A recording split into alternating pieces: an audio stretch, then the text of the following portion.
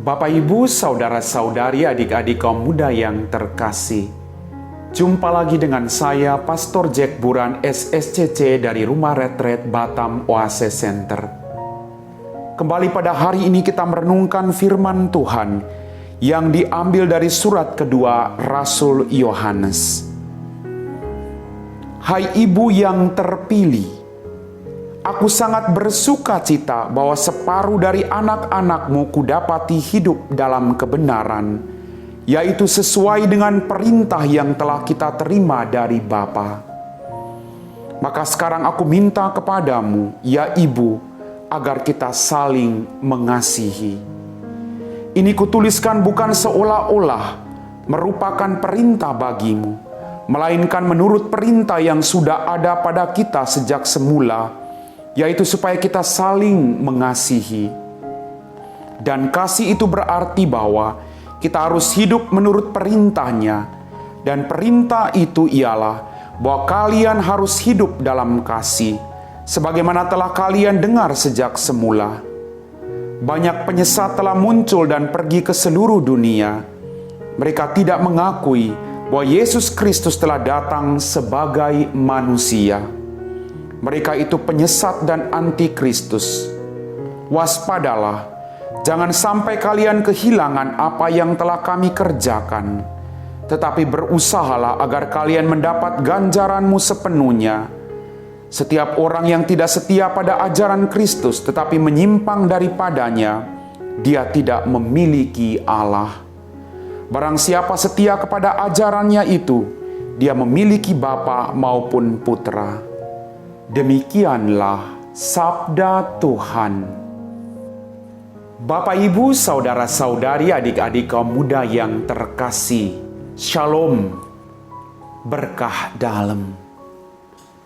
Dalam bacaan pertama hari ini, surat kedua Rasul Yohanes dikatakan, Aku sangat bersuka cita bahwa separuh dari anak-anakmu kudapati hidup dalam kebenaran, yaitu sesuai dengan perintah yang telah kita terima dari Bapa. Bapak, Ibu, saudara-saudari, adik-adik kaum muda yang terkasih. Siapa yang tidak bahagia? Orang tua mana yang tidak bahagia kalau anak-anaknya mampu menuruti apa yang menjadi kehendak orang tua? Pada umumnya, semua orang tua berjuang agar anaknya bahagia dalam kehidupannya. Semua orang tua pengen supaya anaknya mendengar nasihatnya. Dan semua orang tua ingin agar anaknya kelak memperoleh kesuksesan dalam kehidupannya. Maka bagaimana supaya kita bisa memperoleh kesuksesan dan kebahagiaan? Kembali, kalau kita mendengar nasihat-nasihat dari kedua orang tua kita, kalau kita mau mendengar nasihat-nasihat dari Kristus Yesus Tuhan kita, maka kita akan mencapai kebahagiaan sekalipun pergumulan demi pergumulan tiada henti-hentinya datang dalam kehidupan kita. Semua orang punya pergumulan. Tetapi jangan sampai pergumulan yang Anda miliki membuat iman Anda menjadi lemah.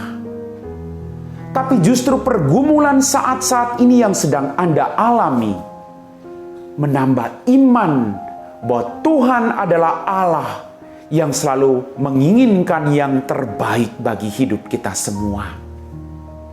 Maka mari Bapak, Ibu, adik-adik kaum muda yang terkasih, kita berjuang untuk mendengarkan nasihat Tuhan bagi Anda dan saya.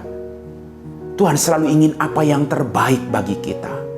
Tuhan ingin agar kelak kita bisa menikmati kebahagiaan dalam kerajaan surga. Maka dengarkanlah nasihat Yesus Tuhan kita. Dalam surat kedua Rasul Yohanes juga kita diajak untuk saling mengasihi. Untuk apa kita mengasihi? Karena dengan mengasihi Bapak Ibu, kita menciptakan kerajaan surga dalam kehidupan kita, bagi diri kita dan bagi orang lain. Jangan tunggu kita mati baru kita mencari kerajaan surga. Tapi kerajaan surga sesungguhnya sudah hadir dalam kehidupan kita semua. Tinggal bagaimana kita saling mengasihi. Kadang ada ketakutan, aduh, saya ingin mengampuni, tapi apakah dia mau mengampuni saya? Saya ingin mengampuni dia, tapi apakah dia juga mau berbaik hati dengan saya? Kadang ada ketakutan. Tapi mari kita buang segala ketakutan kita. Percaya. Kalau kita mau melakukan sesuatu yang baik, Tuhan selalu ada di pihak kita.